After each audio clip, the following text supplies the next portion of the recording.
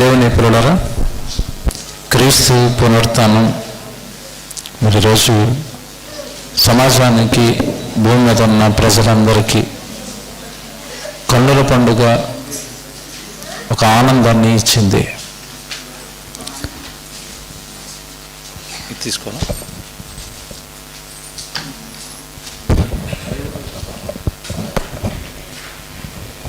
ఈ పునరుత్థానం గురించిన సంగతులు కొన్ని మీకు బైబిల్లో నుంచి చూపించాలి, చెప్పాలి అని ఆశపడుతున్నాను. యేసుక్రీస్తుల వారు 2000 సంవత్సరాల క్రితం యెరూషలేము వీధుల్లో శిలువ యాగానికి గురయ్యాడు. అది సజీవ సాక్ష్యం. ఆయన మరణం, ఆయన సమాధి, ఆయన పునరుత్థానం ఇవన్నీ కూడా సాక్ష్యాధారాలతో చరిత్రలో దేవుడు లిఖించి పెట్టాడు. క్రీస్తు మరణం ఎందుకు జరిగింది? యేసుక్రీస్తుల వారు తిరిగి లేవటం వెనక ఉన్న ఆంతర్యం ఏంటి? ఇవన్నీ కాస్త లేఖనాలలో నుంచి ఈరోజు ఆలోచిద్దాం. ఈ భూమి మీద మనుషులను పుట్టించిన దేవుడు, పరలోకంలో ఉన్న తండ్రి, ఆయన పిల్లలు ఈ భూమి మీద ఉన్న మానవులు. కానీ ఈ లోకంలోనికి తల్లి గర్భం ద్వారా పంపించబడిన తర్వాత ఈ లోకాన్ని చూసి, లోక పాపాలను చూసి, పరలోకం నుండి దేవుడి దగ్గర నుండి వచ్చిన పరిశుద్ధుడైన దేవుని పిల్లలు లోకంలో పాపం అనే మురికిని అంటించుకున్నారు. జాగ్రత్తగా వినండి. ఈ మురికిని దేవుడు కడగాలనుకున్నాడు. ఈ పాపాన్ని దేవుడు తీసివేయాలనుకున్నాడు. దేవుడు పాపాన్ని తీసివేయడానికే యేసుక్రీస్తుల వారిని బలేశాడు. ఒక సంగతి జాగ్రత్తగా వినండి. క్రీస్తు రక్తం మన పాపాలను కడిగింది. ఇది మీ అందరికీ తెలిసిన మాట. క్రీస్తు రక్తం మన పాపాలను కడిగింది. కానీ ఆ క్రీస్తు రక్తం ఎలా ఒలికింది నేల మీద అని మీరు ఆలోచిస్తే, నెత్తి మీద పెట్టిన ముళ్ళ కిరీటం కానివ్వండి, ఆయన పక్కలో పొడిచిన బల్లుపి పోటు కానివ్వండి, ఆయన నెత్తి మీద పెట్టిన ఆ భారం, ఆ బరువు కానివ్వండి, శిలువ యాగం, ఇదంతా మనం చూస్తున్నప్పుడు ఎందుకు యేసుక్రీస్తుల వారు అంత క్రూరంగా హింసించబడి చనిపోయారు? ఇది కొంచెం మనం ఆలోచిద్దాం వాక్యంలో నుండి. దేవుని పిల్లరా, పాత నిబంధనలో దేవుడు ప్రజల్ని మార్చుకోవడానికి బలులను ప్రవేశపెట్టాడు. ఇశ్రాయేలు కాలంలో తప్పు చేసిన ప్రతిసారి ఒక జంతువునో ఒక పక్షినో బలం అని చెప్పాడు. ఆ బలి ఎలా జరిగేది అని మీరు ఆలోచిస్తే, ఒకసారి బైబిల్ తీసి లేవికాండం 1వ అధ్యాయము 4వ వచనం ఒకసారి జాగ్రత్తగా మీరు చూడాలి. యేసుక్రీస్తుల వారు అలా ఎందుకు బలయ్యాడో చెప్తాను. లేవికాండం 1వ అధ్యాయము 4వ వచనం జాగ్రత్తగా చూడండి. అతడు దహన బలిగా అర్పించు పశువు తల మీద తన చెయ్యి ఉంచవలెను. అతని నిమిత్తము ప్రాయశ్చిత్తము కలుగునట్లు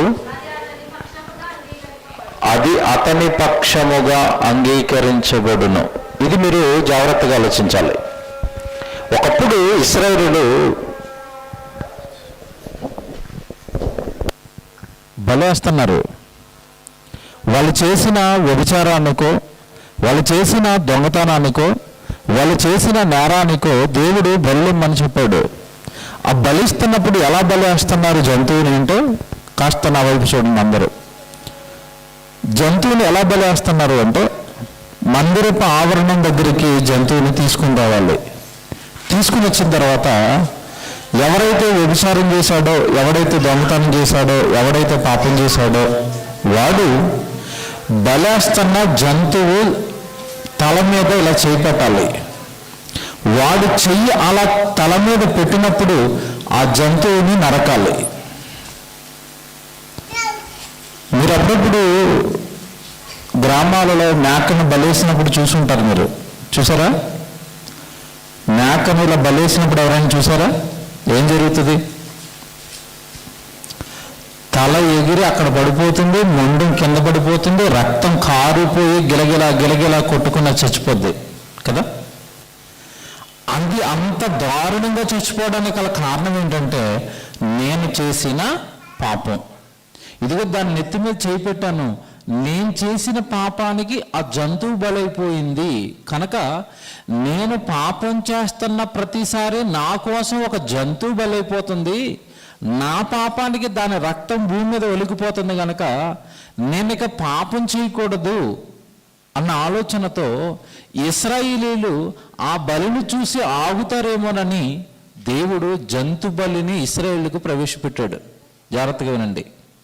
కానీ ఇశ్రాయేలు ఎలా మారిపోయారు అంటే పాపం చేయటం జంతువుని నరకటం, పాపం చేయటం జంతువుని నరకటం, పాపం చేయటం జంతువుని నరకటం.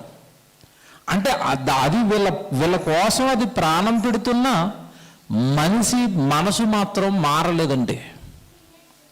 జాగ్రత్తగా వినండి.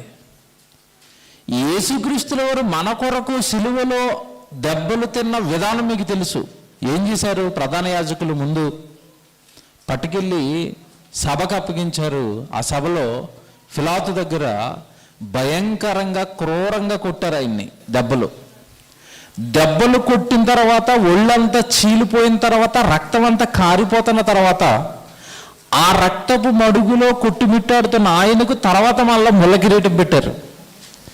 ముళ్ళ కిరీటం పెట్టిన తర్వాత బయటికి తీసుకొచ్చి ఇదిగో ఇంత శిక్షించాను కదా యేసుప్రభుని, ఇక నేను విడిచిపెట్టేద్దాం అనుకుంటున్నాను అన్నప్పుడు అక్కడున్న యూదులు అంటున్నారు, విడిచిపెట్టద్దు, ఇంత కొట్టినా మాకు ఆయన మీద పగ తీరలేదు కనుక ఇప్పుడు మీరు ఆయన ఏం చేయాలి? సిలువ వేయండి. ఎలా వేయాలి సిలువ? ఎక్కడో యెరూషలేములో ఉన్న ఆ సమాజపు మందిరంలో యేసుక్రీస్తుల వారిని కొట్టిన తర్వాత గోల్కొతా స్థలం కలవరి కొండ అక్కడ వరకు ఆ యెరూషలేము వీధుల్లో అలాగా నడిపించుకుంటూ మరలా కొడుతూ ఆ రక్తపు మడుగులో ఉన్న ఆయన శరీరం మీద మరలా సిలువను అలా పెట్టి క్రూరంగా హింసించి హింసించి హింసించి చంపారండి. యేసుప్రభు మామూలుగా చనిపోలేదు. జాగ్రత్తగా వినాలి, అంత కష్టం ఎందుకు పడ్డాడో చెప్తాను ఇప్పుడు. యేసుక్రీస్తుల వారి మరణం మామూలుగా జరగలేదు, చాలా దారుణంగా హింసలకు గురై చచ్చిపోయాడు. బైబిల్లో కూడా ఆయన బ్రతుకున్నప్పుడే చెప్తాడు నన్ను వాళ్ళు అలా చేస్తారు అని. మత్తయి సువార్త 16వ అధ్యాయం చూడండి. మత్తయి సువార్త 16వ అధ్యాయము 21వ వచనం చూడండి. మత్తయి సువార్త 16వ అధ్యాయము అందుకు ఆయన మత్తయి సువార్త 16వ అధ్యాయము 21. అప్పటి నుండి తాను అనగా యేసుక్రీస్తుల వారు తన గురించి తాను చెప్తున్నాడు. అప్పటి నుండి తాను యెరూషలేమునకు వెళ్ళి పెద్దల చేతను ప్రధాన యాజకుల చేతను శాస్త్రుల చేతను అనేక హింసలు పొంది యేసుక్రీస్తుల వారికి ముందు ఏం చెప్పేస్తున్నాడు? నాకు అనేక హింసలు వస్తాయి, ముళ్ళ కిరీటం అల్లి నా నెత్తి మీద గుచ్చేస్తారు, బల్లెపు పోట్లేస్తారు, కొరడాలతో కొడతారు, పక్కలో బల్లె పోటేస్తారు, మెడ మీద మ్రానేసేస్తారు, నన్ను చాలా హింస పెడతారు వాళ్ళు. అనేక హింసలు పొంది నెక్స్ట్ ఏమవుతాడు? చంపబడతాడు. హింసించిన తర్వాత చంపబడతాడు. నెక్స్ట్ అలా చంపబడిన నన్ను తీసుకువెళ్ళి సమాధి చేస్తారు. సమాధి చేసిన నేను మరలా ఏం చేస్తానంటున్నాడు? తిరిగి లేస్తాను. జాగ్రత్తగా వినాలి. ఇదే ఎందుకు అలా చంపబడాలి, ఎందుకు అలా హింసలు పొందాలి, ఎందుకు మరలా యేసుక్రీస్తుల వారు తిరిగి లేవాలి? బాగా చెప్పాలి, బాగా ఆలోచించుకోండి. ఎందుకు హింసలు పొందాడు, ఎందుకు చంపబడ్డాడు, ఎందుకు తిరిగి లేచాడు? ఈ మూడాట్లకి చాలా పెద్ద పెద్ద కారణాలు ఉన్నాయి దాని వెనకాల. హింసలు పొందడానికి ఒక కారణం ఉంది. హింసలు అనగానే అది భయంకరంగా కొట్టారండి. ఎందుకు కొట్టారు? అన్ని దెబ్బలు యేసుక్రీస్తుల వారు ఎందుకు తిన్నాడు? మన కొరకు రక్తం పెట్టాలనుకున్నప్పుడు సడన్గా ఎక్కడో ఒక చోట అలా చంపేయచ్చు కదా. దేవుడు అలాగ డిజైన్ చేయొచ్చు కదా ఆయన చావుని. కాదండి, హింసలు పెట్టి హింసలు పెట్టి హింసలు పెట్టి కొట్టి కొట్టి కొట్టి కొట్టి ఎందుకు చంపారు యేసుప్రభుని? దీనికి ఒక కారణం ఉంది. యెషయా గ్రంథం 53వ అధ్యాయం మీరు చూడండి. ఎందుకు అన్ని హింసలు పొంది చనిపోయాడు ఆయన? యెషయా గ్రంథం 53వ అధ్యాయము 1వ వచనం చూడండి. యెషయా గ్రంథం 53వ అధ్యాయము ఏమండి 1వ వచనం చదువుతున్నారు. 5వ వచనం చదువుతాండి, క్షమించండి, 5వ వచనం చదువు డైరెక్ట్. మన అతిక్రమములను బట్టి అతడు గాయపరచబడును. యేసుప్రభుకి ఎందుకు గాయాలయ్యాయంట? మన అతిక్రమాలు, మన తప్పులు, మన నేరాలు, మన పాపాలు, ఆ దెబ్బలు మనం తినాలి.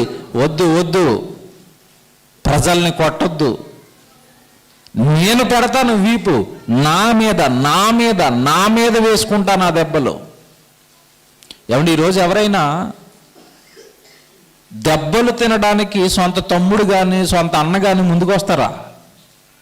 నేరాలలో ఎవరైనా దొరికిపోయి పోలీస్ స్టేషన్లో కొడుతుంటే మా తమ్ముడిని కొట్టొద్దండి, నన్ను కొట్టండి అని ఎవరైనా వెళ్తారా? దెబ్బలు తినడానికి ఎవరు వెళ్తారు చెప్పండి? దెబ్బలు తినడానికి కారణం ఏంటంటే, అలాగంత క్రూరంగా యేసుక్రీస్తుల వారిని హింసించడానికి కారణం ఏంటంటే, అవన్నీ కూడా మీరు నేను మనమందరము చేసిన పాపాలు దెబ్బలుగా ఆయన వీపు మీద పడ్డాయి. అది చెప్తాడు 5వ వచనం అలా చదువుకుంటూ వెళ్ళిపోతే, మన అతిక్రమములను బట్టి అతడు గాయపరచబడ్డాడు, మన దోషములను బట్టి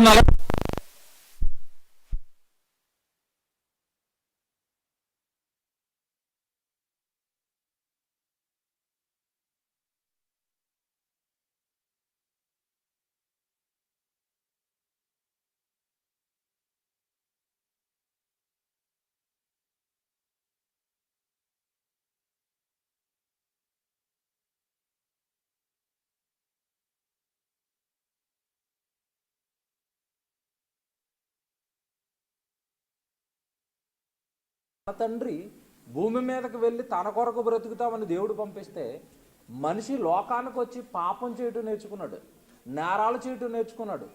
పవిత్రుడు గర్భాన్ని పుట్టిన మానవుడు అపవిత్రుడయ్యాడు. మరి ఈ అపవిత్రతను శిక్ష పడాలి. ఈ అపవిత్ర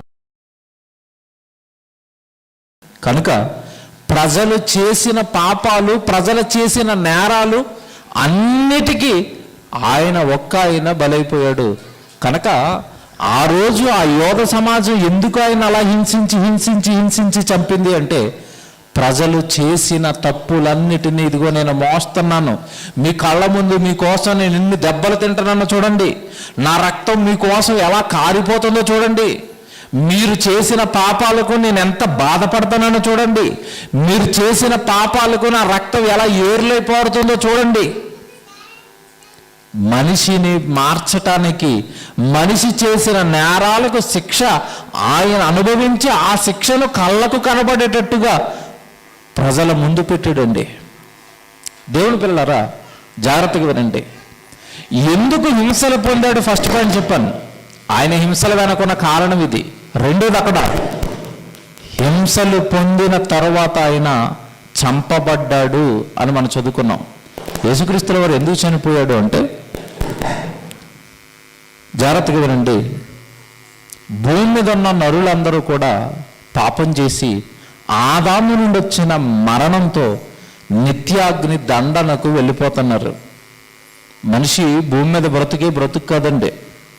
భూమి మీద మనం ఉండేది 60 సంవత్సరాలు 70 సంవత్సరాలు. తర్వాత మనిషి ఈ శరీరాన్ని విడిచిపెట్టి మరో లోకానికి వెళుతున్నాడు. ఆ మరో లోకం అగ్నిగుండం, పాతాళం. పాపం చేసిన ప్రతి ఒక్కడిని కూడా ఆ అగ్నిగుండం పట్టుకొని కాల్చేస్తుంది. పాపం చేసిన ప్రతి ఒక్కడు కూడా ఆ అగ్నిగుండంలోకి వెళ్ళిపోతున్నారు. ఆదాము దగ్గర నుంచి నేటి వరకు అందరి మీద పాపం ఏలుతుంది. ఇప్పుడు ఈ పాపం ఏలి మనిషికి మరణాన్ని తెచ్చింది. మరణం అనేది మనిషిని నరకానికి గెంటేస్తుంది. నరకానికి వెళ్ళిపోతున్న ఆ మరణాన్ని ఆపాలి. నరకానికి జారిపోతున్న ప్రజలను కాపాడాలి. కాపాడాలి అంటే జాగ్రత్తగా వినండి, పాపం చేయకుండా బ్రతికి చచ్చిపోయి తిరిగి లేచి నన్ను నమ్మండి, నా రక్తంతో మీ పాపాలు కడుక్కోండి, పరలోకానికి మీరు వెళ్ళిపోతారు, ఆ పాతాళ గుండం నుంచి మీరు తప్పించుకుంటారు అని మరణాన్ని జయించటానికి దేవుడు మానవ అవతారం ఎత్తి ఈ భూమి మీద ఉన్న ప్రజలను కాపాడాడు. బైబిల్లో ఒక మాట ఉంటుంది, భూమి మీద అండి ఎవరు ఉండరు, భూమి మీద 60-70 సంవత్సరాల తర్వాత ఎవరు ఉండరు. 60-70 అధిక బలం ఉన్న ఎడల 80. ఈ లోకాన్ని ఖాళీ చేసి మనిషి వెళ్ళిపోవాలి. కానీ ఎక్కడికి వెళుతున్నాడు? ఎక్కడి నుంచి వచ్చాడు? ఏం చేస్తే దేవుడున్న లోకం నుంచి వచ్చిన మనిషి మరలా తిరిగి దేవుడి లోకానికి వెళతాడు? ఇవన్నీ ప్రజలకు చెప్పాలి. కళ్ళకు కట్టినట్టుగా ఆయన జీవితంతో దేవుడేంటో, ఈ జీవితం ఏంటో, ఎలా బ్రతకాలో ఎలా బ్రతకూడదో తన జీవితాన్ని పణంగా పెట్టి దేవుడు చెప్పాలనుకున్నాడు. అందుకే యేసుక్రీస్తుల వారు ఈ లోకానికి వచ్చాడు. ఇదిగో మీరంతా పరలోకపు తండ్రి పిల్లలు అన్నాడు. మీరు పాపం చేయకూడదు అన్నాడు. పాపం చేస్తే నరకానికి వెళ్ళిపోతారు అని చెప్పాడు.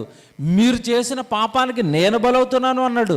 నా కొరకు మీరు నాకులాగే బ్రతికితే నేనున్న లోకానికి మీరు వస్తారు అని చెప్పడానికి వచ్చాడు యేసుక్రీస్తుల వారి లోకానికి. మీకు యేసుక్రీస్తుల వారి మరణం గురించి తెలుసు. మరణం ఎందుకంటే మన పాపాన్ని కడగడానికి. పాపాన్ని ఎందుకు కడగాలి అంటే పాపం కడుక్కొని ప్రతి వాడు మరణానికి లోనై నిత్యాగ్ని దండనకు జారిపోతాడు. ఇక్కడ వరకునండి మీ అందరికీ తెలిసిందే.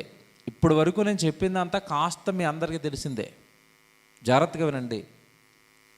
క్రీస్తులోనికి వచ్చిన తర్వాత ఆ శిలువ యాగం ద్వారా వచ్చిన రక్తంతో మన పాపాలను కడుక్కున్న తర్వాత మనం ఏం చేయాలి? ఇక్కడి నుంచి ఇది జాగ్రత్తగా వినండి. ఏం చేస్తే దేవుడు తానున్న లోకానికి తనని తీసుకుంటానని చెప్పాడు? ఏం చేస్తే యేసుక్రీస్తుల వారిలాగా మనం కూడా సమాధుల్లో నుంచి బయటకు వచ్చి పరలోకానికి మనం వెళతాం? ఇది మనకు తెలియాలి. దేవుడు బైబిల్లో ఒక మాట చెప్పాడు. యేసుప్రభు బ్రతుకున్న కాలంలో, సువార్త చేస్తున్న కాలంలో ఒక మాట చెప్తున్నాడు. చూడండి, మార్కు సువార్త 8వ అధ్యాయము 34 నుంచి జాగ్రత్తగా చదవండి. మార్కు సువార్త 8వ అధ్యాయము 34 నుంచి 37 వరకు రాసుకోండి. ఈ వాక్యాలను జాగ్రత్తగా ధ్యానించండి. మార్కు సువార్త 8వ అధ్యాయము 34 నుంచి 37. అంతటా ఆయన తన శిష్యులను, జన సమూహములను తన యొద్దకు పిలిచి, నన్ను వెంబడింపగోరువాడు తన్ను తాను ఉపేక్షించుకొని తన సిలువని ఎత్తుకొని నన్ను వెంబడింపవలను. ఆగాలి, జాగ్రత్తగా వినాలి. ఇప్పుడు యేసు ప్రభు సిలువేయించుకున్నాడు, అందరికీ తెలుసు కదా. యేసు ప్రభు సిలువేయించుకున్నాడని అందరికీ తెలుసా? తెలుసు. యేసు ప్రభు సిలువేయించుకున్న యేసు ప్రభువే ఇక్కడ ఒక మాట చెప్తున్నాడు. ఏం చెప్తున్నాడు?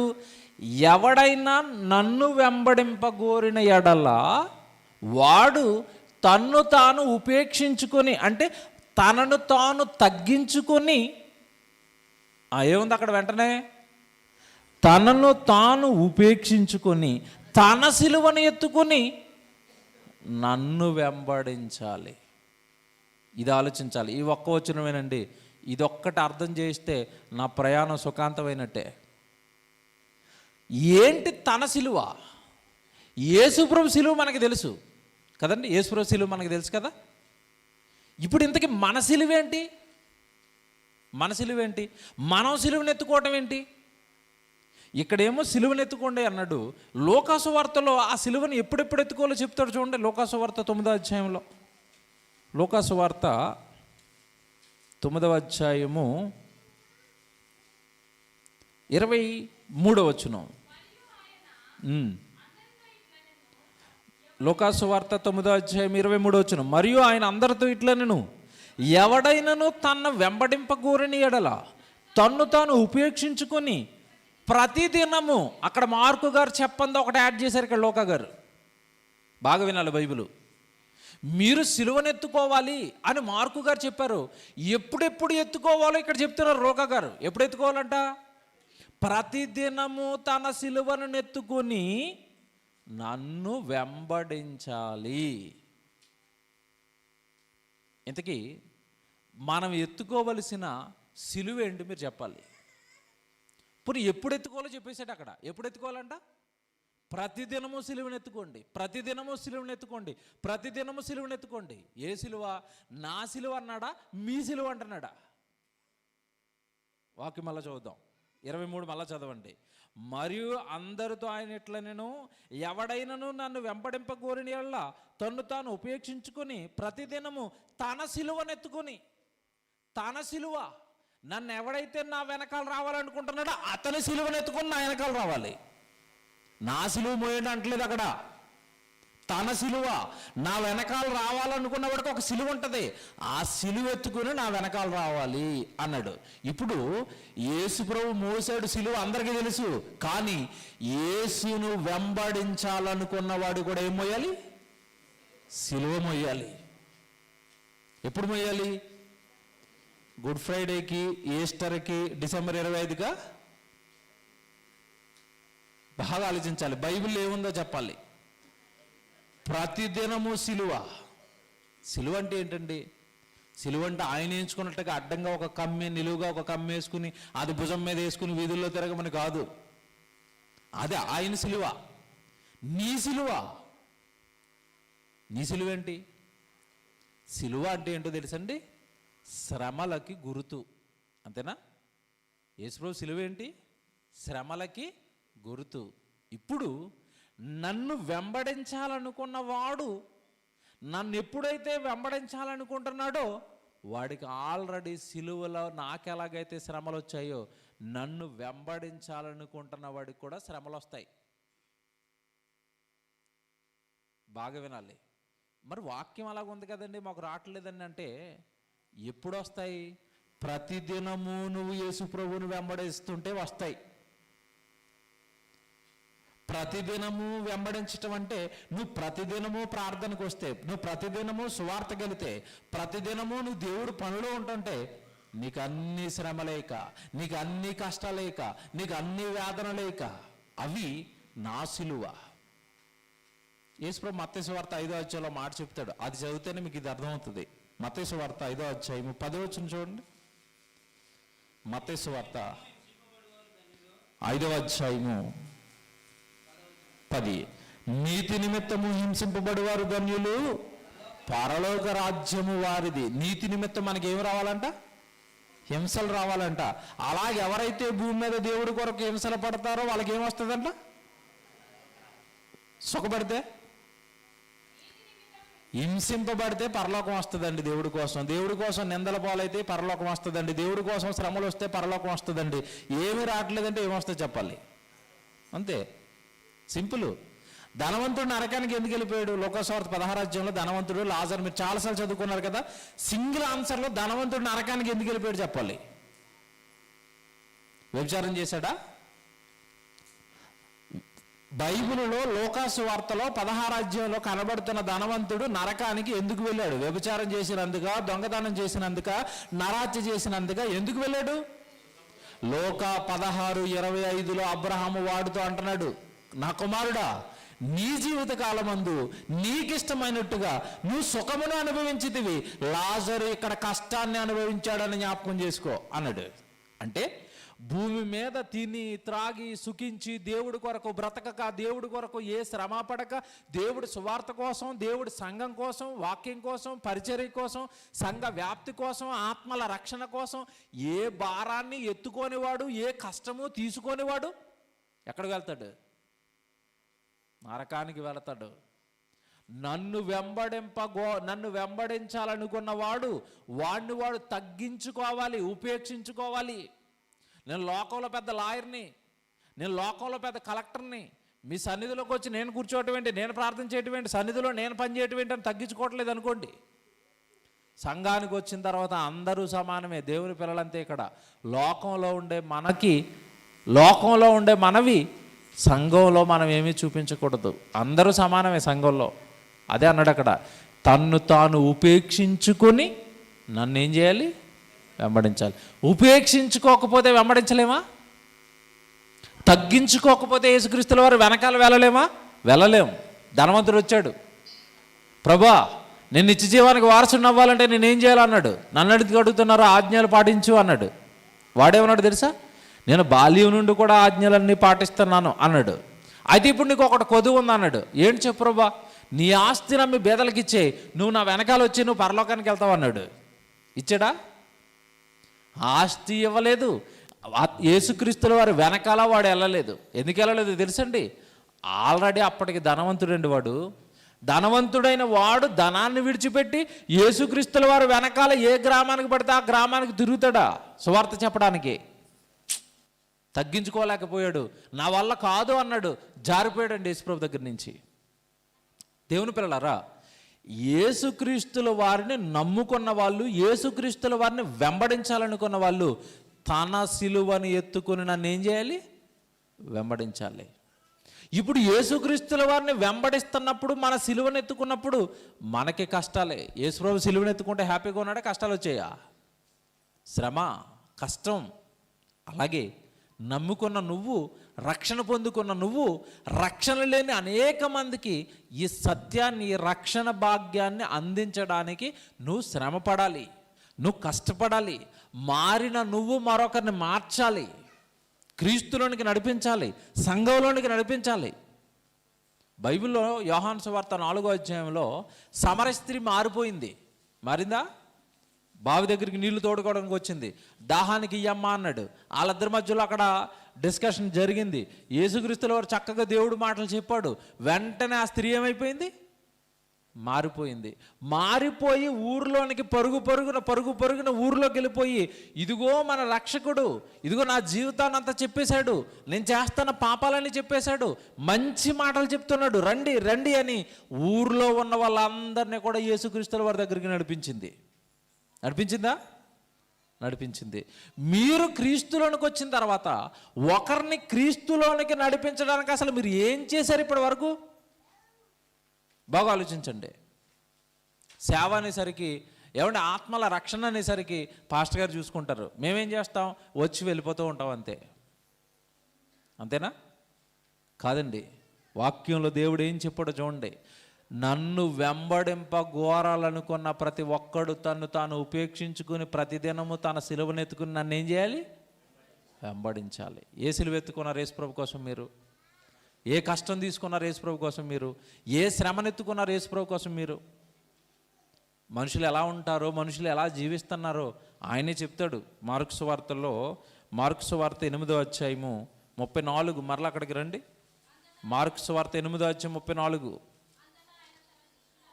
అంతటా ఆయన తన శిష్యులను, జన సమూహములను తన యొద్దకు పిలిచి, నన్ను వెంబడింపగోరువాడు తన్ను తాను ఉపేక్షించుకుని తన సిలువను ఎత్తుకొని నన్ను వెంబడింపవలెను. 35 జాగ్రత్తగా చూడండి. నువ్వు నా కోసం బ్రతుకుతావా? నా కోసం శ్రమలు పడతావా? నా కోసం నీ జీవితాన్ని ఇస్తావా? నా కోసం నీ కాలాన్ని ఇస్తావా? నా కోసం రోడ్డున తిరిగి అనేక మందికి నా గురించి చెప్పి నా వైపుకు నడిపిస్తావా? ఈ పనిలో ఉన్నావనుకో, నువ్వు చక్కగా నేను ఎలాగైతే మీకు వాక్యం చెప్పి మీకోసం ప్రాణం పెట్టి నేను పరలోకానికి వెళ్ళిపోయానో, ఈ పనిలో ఉన్నవాడు కూడా నాకులాగే పరలోకానికి వస్తాడు, నిత్య జీవంలోనికి వస్తాడు. ఇప్పుడు నెక్స్ట్ 35వ వచనంలో ఇంకొక మాట చెప్తాడు చూడండి. అక్కడ 35, తన ప్రాణమును రక్షించుకొన గోరువాడు దానిని పోగొట్టుకుంటాడు. ఏమర్థమైంది చెప్పండి మీకు? నేను ప్రాణాన్ని పరలోకంలో నా తండ్రి మీకోసం పెట్టమన్నాడు గనుక, మీకోసం నేను ప్రాణం పెట్టాను కనుక పరలోకంలో ఉన్న తండ్రి నన్ను తిరిగి లేపాడు. అంతేనా? యేసుప్రభు దేవుడు ఎందుకు లేపాడు? మన కోసం ప్రాణం పెట్టాడు కనుక దేవుడు తన కుమారుడిని తిరిగి లేపాడు. ఇప్పుడు మనం ఆ తండ్రి కొరకు, మన ప్రభు కొరకు మన ప్రాణాన్ని పెట్టామనుకోండి, మనల్ని కూడా తిరిగి లేపుతాడు. కానీ మన ప్రాణం అనగానే అక్కడ ఈ దేహం అండి, ఈ శరీరం, ఈ జీవితం, ఈ జీవితాన్ని కనుక మీకోసమే మీరు వాడేసుకున్నారనుకోండి, ఏమవుతాడు అంటున్నాడు అక్కడ? తన ప్రాణమును రక్షించకొనగోరువాడు దానిని పోగొట్టుకొనును. నా నిమిత్తమును, సువార్త నిమిత్తమును తన ప్రాణమును పోగొట్టుకునేవాడు దానిని రక్షించుకుంటాడు. ఎంత బాగుంది చూడండి. మీ జీవితాన్ని, మీ దేహాన్ని, మీ కాలాన్ని, మీ ఆయుష్కాలాన్ని, భూమి మీద దేవుడిస్తున్న ఈ దినాలను మీ పని కోసం మీకోసం వాడేసుకుంటారా?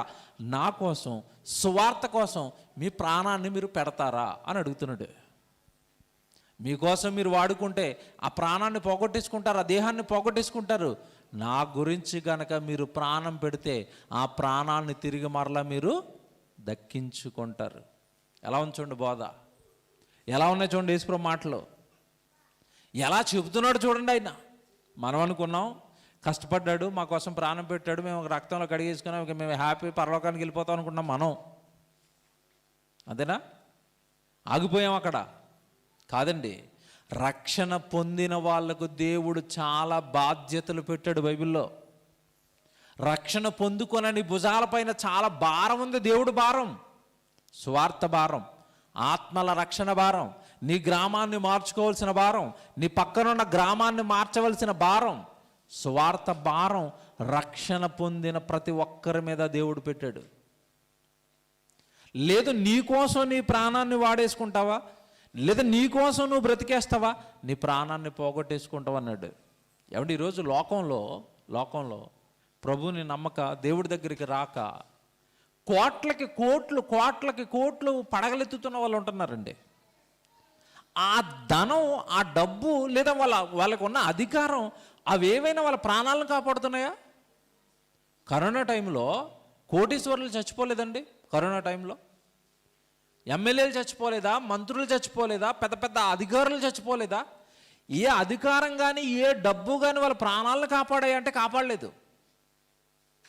లూకాసు వార్త 12వ అధ్యాయంలో ఒక ధనవంతుడు మనకు కనపడతాడు. ధనవంతుడి గురించి యేసు ప్రభు ఏమంటున్నాడు ఒక మాట చూపిస్తాను. లూకాసు వార్త 12వ అధ్యాయము 15వ వచనం చూడండి. లూకాసు వార్త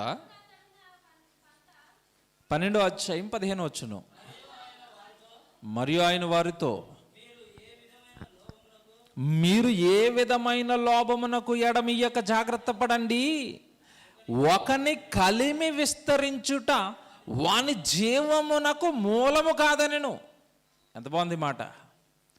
ఒకని కలిమి విస్తరించిపోతుంది అనుకోండి, వాడి జీవానికి అది మూలం కాదు.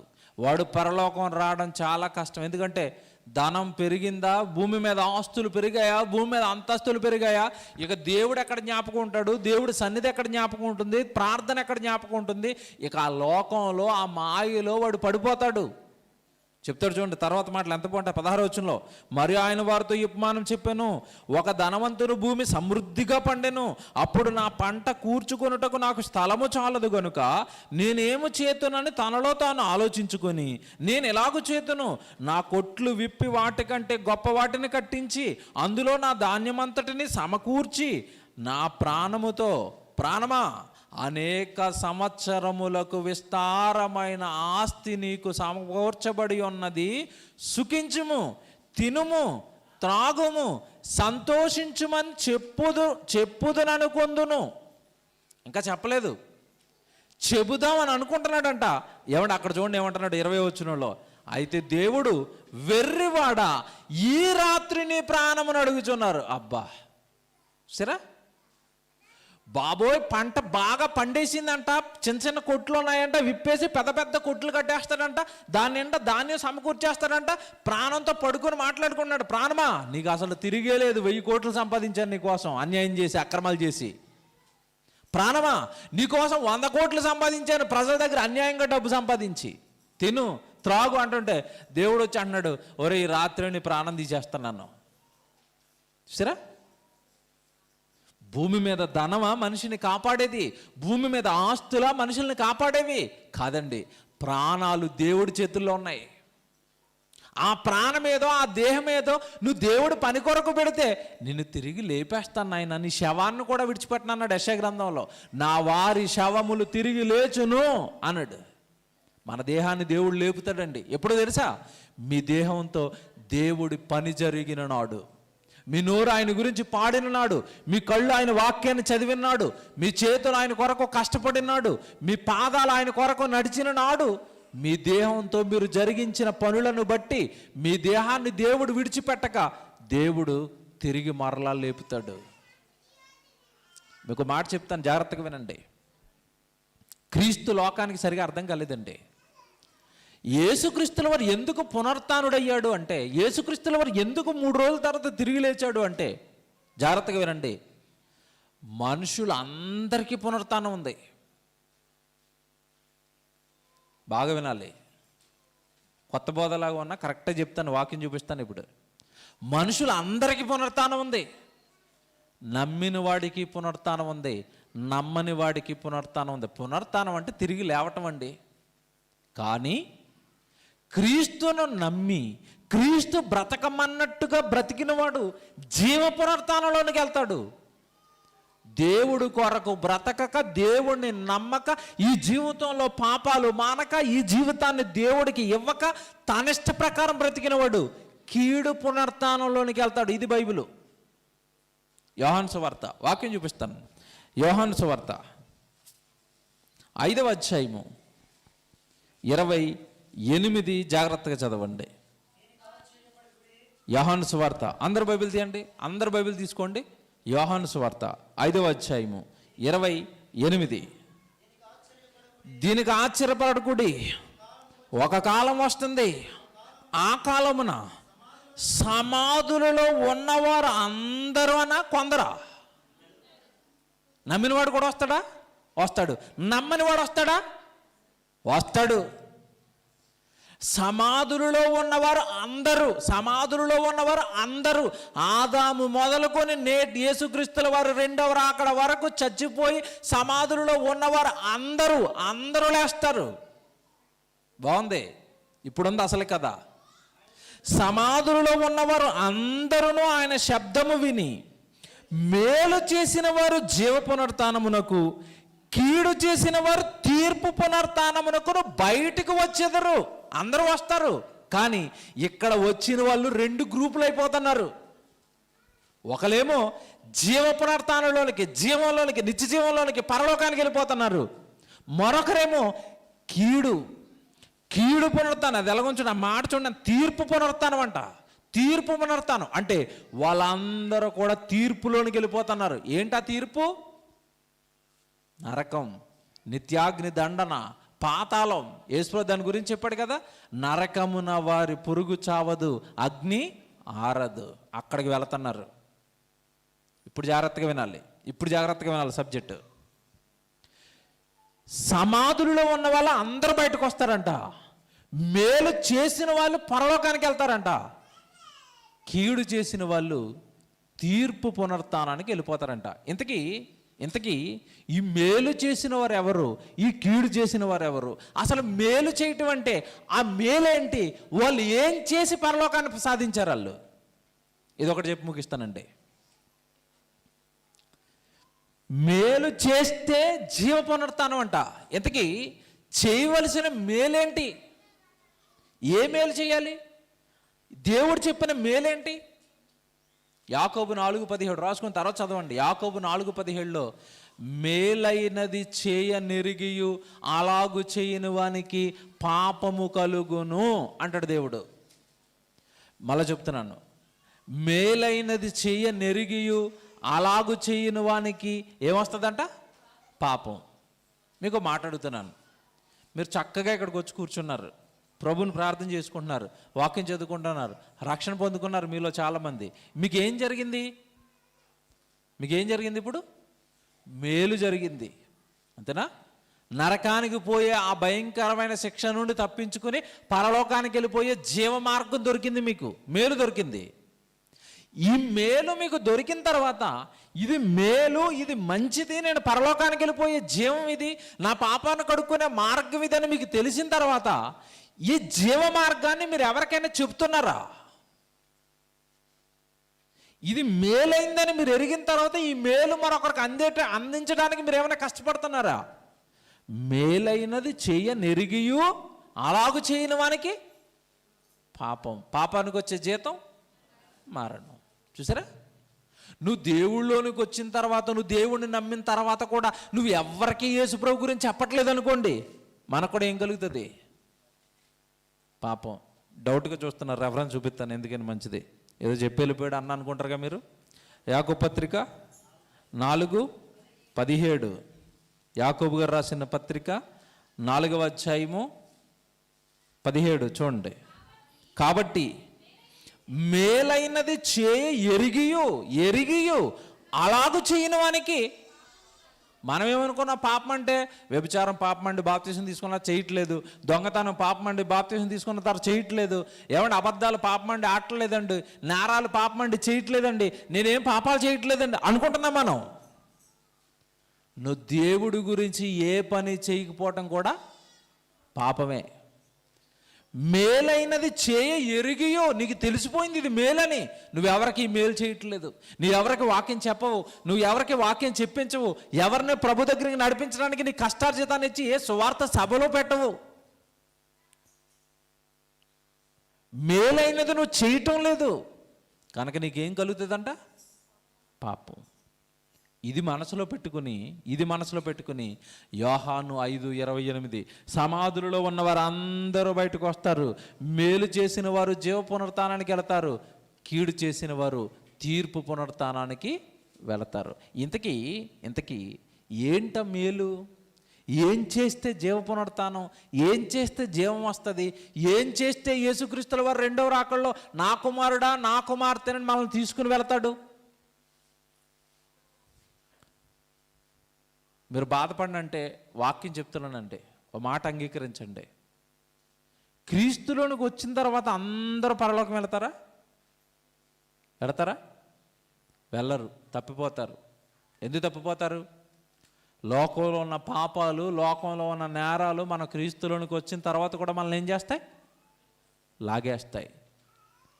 పేతురు గారు రాసిన మొదటి పత్రిక 4లో ఒక మాట అంటాడు, తీర్పు ఇంటి వద్ద ప్రారంభమగు కాలము వచ్చుచున్నది అన్నాడు. తీర్పు ఇంటి వద్ద ప్రారంభం అవుతుందంట. ఇంట్లోకి వచ్చేసిన తర్వాత తీర్పు లేదని మనం అనుకుంటున్నాం. ఇల్లు అంటే సంఘం. పేతురు గారు రాసిన మొదటి పత్రిక పక్కనే ఉంటుందిగా చూడండి, 4వ అధ్యాయము. ఏమంటే పేతురు గారు రాసిన పత్రిక 4వ అధ్యాయము 17వ వచనం. తీర్పు దేవుని ఎంట. ఏది దేవుడి ఇల్లు? సంఘం, మందిరం.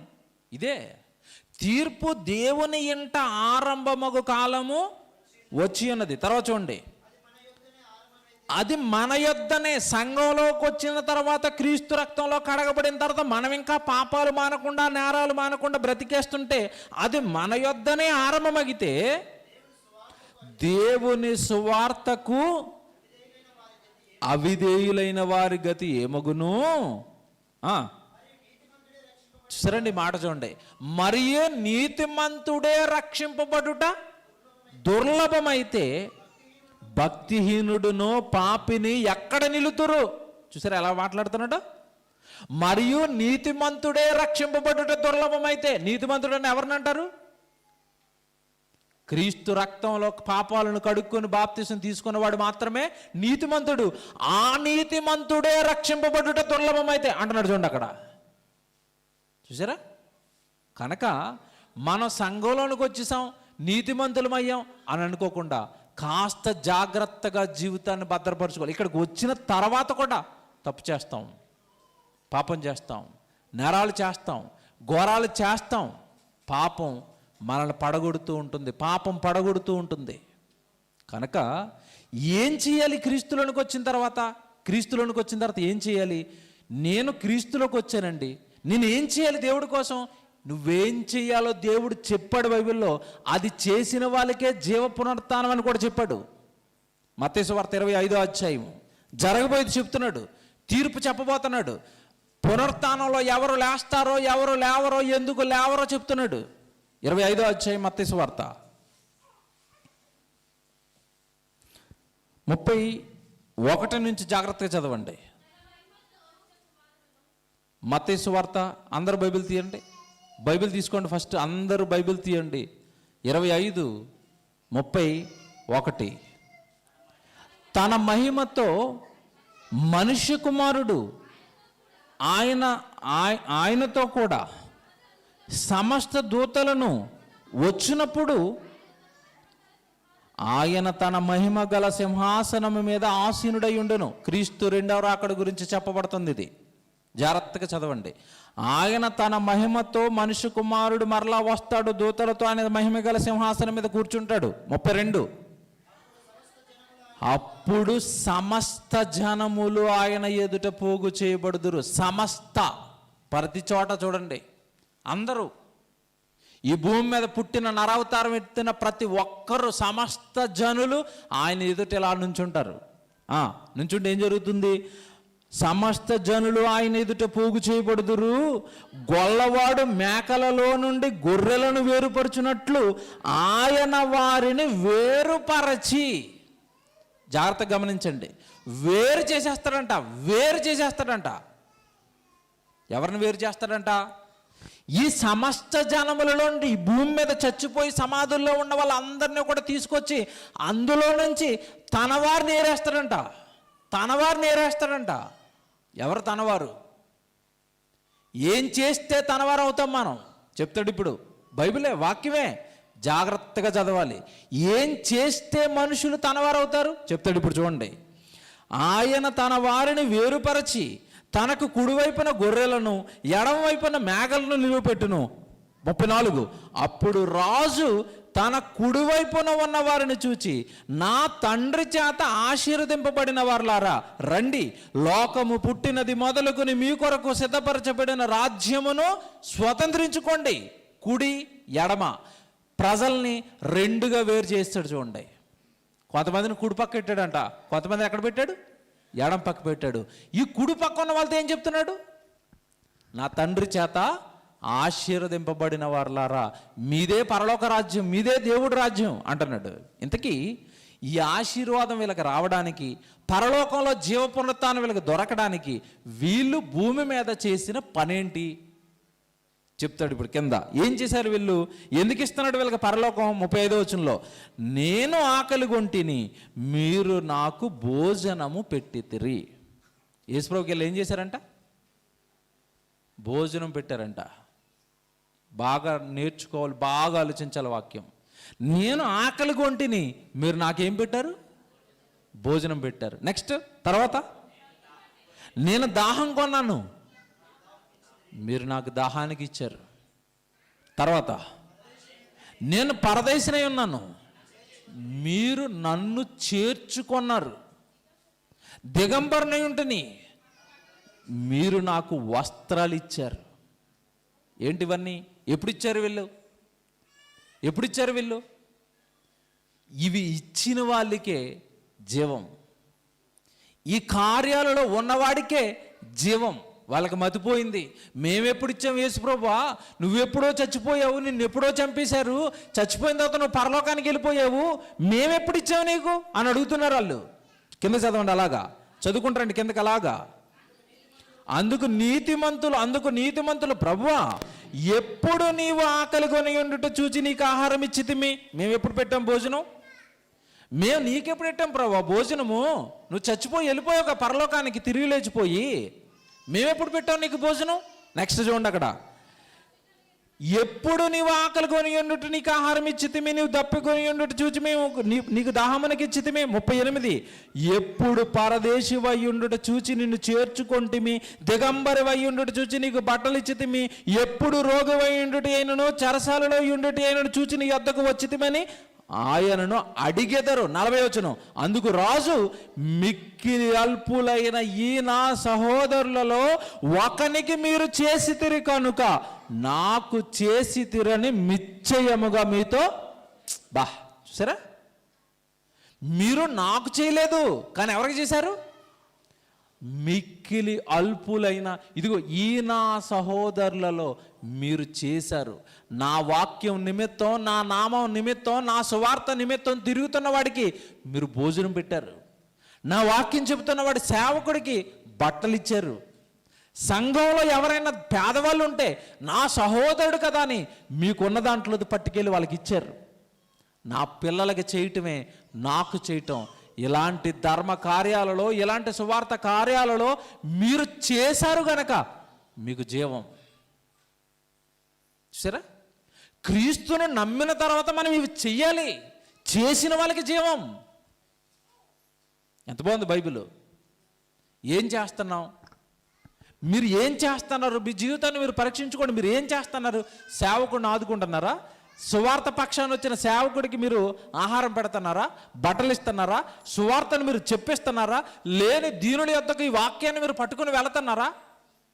ఏ కార్యాలు మన పేరట లిఖించుకుంటున్నాం భూమి మీద ఉండగా? శపించబడిన వాళ్ళు అడుగుతారు, బాబు మమ్మల్ని ఏంటి పక్కకి వేసావు ఎడం చేతి వైపుకి, మేము ఎందుకు శపించబడ్డాం అంటే వాళ్ళు అంటున్నారు, నేను ఆకలిగా ఉంటిని, మీరు నాకు ఆహారం పెట్టలేదు. నేను దప్పికొంటిని, మీరు నాకు దాహానికి ఇవ్వలేదు. అయ్యో ప్రభువా, నీకు దాహం వేస్తే మేమెందుకు ఇవ్వకుండా ఉంటాం? అసలు నువ్వెక్కడ దాహంతో మాకు కనపడ్డావు అంటే, లేదు ఇదిగో నా సహోదరుడు ఆకలితో ఉన్నాడు, మీరు పెట్టలేదు అన్నాడు. అంతే. క్రైస్తవ్యం అంటే క్రియలు.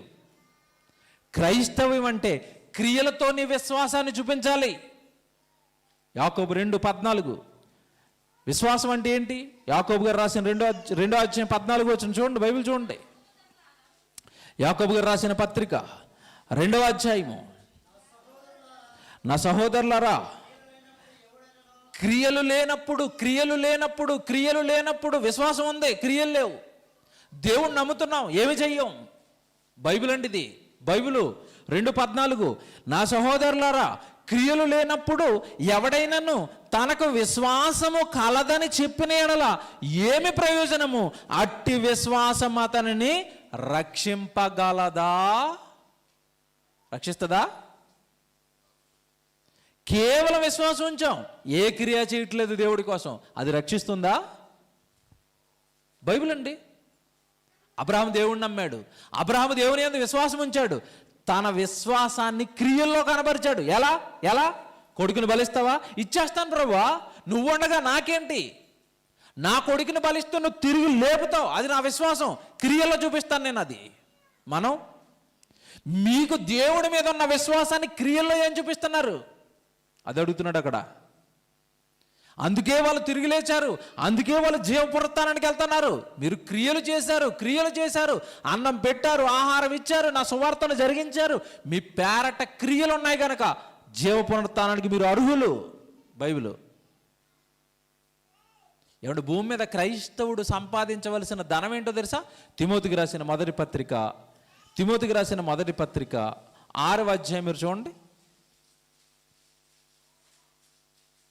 తిమోతికి రాసిన మొదటి పత్రిక 6వ అధ్యాయము 17వ వచనం చూడండి. తిమోతికి రాసిన మొదటి పత్రిక 6వ అధ్యాయము 17వ వచనం. ఇహమందు ధనవంతులైన వారు గర్విష్ఠులు కాక. ఈ లోకంలో డబ్బు ఉన్న వాళ్ళకి ఏముంటుంది? గర్వం. ఇహమందు ధనవంతులైన వారు గర్విష్ఠులు కాక, అస్థిరమైన ధనము యందు నమ్మిక ఉంచక, సుఖముగా అనుభవించుటకు సమస్తమును మనకు ధారాళముగా దయచేయు దేవుని యందే నమ్మిక ఉంచుడని ఆజ్ఞాపించుము. 18వ వచనం. వారు వాస్తవమైన జీవమును సంపాదించుకొను నిమిత్తము. ఏ జీవం అంట? వారు వాస్తవమైన జీవమును సంపాదించుకొను నిమిత్తము. అంటే ఈ జీవితం వాస్తవమైంది కాదండి. ఈ జీవితం వాస్తవమైంది ఏంటి? 60-70 సంవత్సరాల తర్వాత ఈ ఊర్లో ఉంటాం, మనం ఉండం కదండి. ఇది వాస్తవం కాదు. ఏది వాస్తవం, ఏది పర్మనెంటు? పరలోకం. వారు వాస్తవమైన ఆ జీవాన్ని సంపాదించుకోవడానికి ఏం చేస్తున్నారు చెప్తున్నాడు. వారు వాస్తవమైన జీవమును సంపాదించుకునే నిమిత్తము రాబో కాలమునకు మంచి పునాది భూమి మీద ఉండగానే వాళ్ళు వేసుకుంటున్నారు. ఏంటా పునాది? భూమి మీద తమ కొరకు పునాది వేసుకుంటున్నారంటే ఏంటా పునాది? మేలు చేయువారును. అలా వచ్చింది చూడండి, మేలు చేయువారును. మీరు మేలేం చేస్తున్నారు? ఏంటా మేలు చెప్తాడు ఇప్పుడు. మేలు చేయువారును. నెక్స్ట్, సత్క్రియలు అను ధనము గలవారంట. ఏ ధనం సంపాదించాలి భూమి మీద క్రైస్తవుడు? సత్క్రియలు అను ధనం. ఏంటో సత్క్రియలు అంటే? స్వార్థ పనులండి. సత్క్రియలు అంటే వాక్యానికి సంబంధించిన పనులు. సత్యము అంటే వాక్యము, క్రియలు అంటే పనులు. వాక్యానికి సంబంధించిన పనుల్లో మీ జీవితం ఏముంటుంది? ప్రభుని నమ్మేమండి, రక్షణ పొందుకున్నామండి, పొందుకున్న ఈ రక్షణను ప్రకటిస్తున్నామా? పొందుకున్న ఈ రక్షణను పట్టుకుని వెళుతున్నామా? ఈ ధనాన్ని సంపాదిస్తున్నామా? ఇది మనకి వాస్తవమైన జీవాన్ని ఇస్తుందంట. కనుక దేవుని పిల్లలారా, మృతుడైన క్రీస్తు తిరిగి లేచాడు. మృతుడైన క్రీస్తు తిరిగి లేవడానికి మనకు అవకాశం ఇచ్చాడు. అవకాశం మీకు దక్కాలి అంటే ఆయన ఎలాగైతే మనల్ని రక్షించడానికి కష్టపడ్డాడో మీరు కూడా అనేక ఆత్మల దగ్గరికి, నమ్మని వారి దగ్గరికి సత్యాన్ని పట్టుకెళ్ళడానికి ప్రతిదినము క్రీస్తును వెంబడించాలనుకున్నవాడు తన సిలువను ఎత్తుకొని ఆయనను వెంబడిస్తూ ఈ కార్యాలు జరిగిస్తూ కష్టాలు, శ్రమలు, కన్నీళ్ల మధ్యలో పరలోక రాజ్యాన్ని చేరాలి. అపోస్తుల కార్యాలు 14వ అధ్యాయం, అపోస్తుల కార్యాలు 14వ అధ్యాయం చూడండి.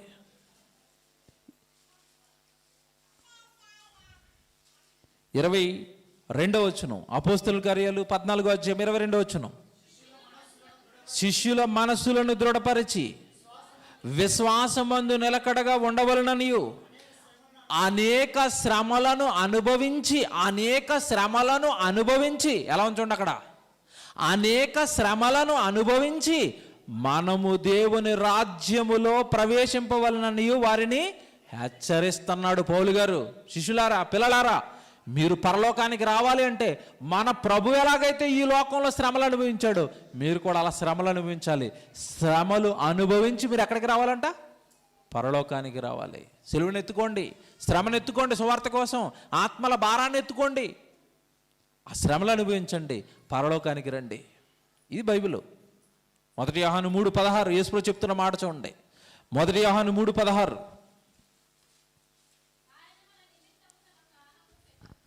ఇక్కడ ఆగాం మనం. ఇది ఒకటి తెలిసింది మనకి. ఏంటది? ఆయన మన నిమిత్తము తన ప్రాణమును పెట్టాడు. బాగుంది. నెక్స్ట్ ఏముంది అక్కడ? ఆయన మన నిమిత్తము తన ప్రాణమును పెట్టెను గనుక దీని వలన ప్రేమ ఎట్టిదని మనము తెలుసుకొనుచున్నాము.